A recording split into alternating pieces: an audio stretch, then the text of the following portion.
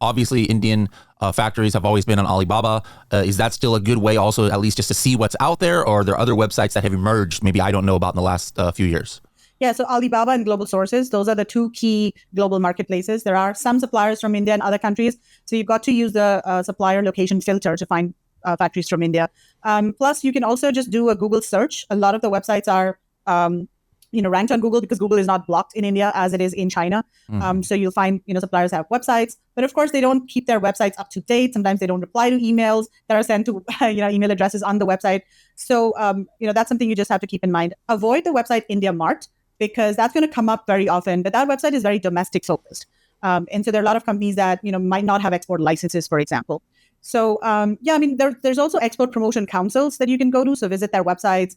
You can download the list of their members, all of whom are exporters. But again, you have to call them or email them to actually find out what their capabilities are.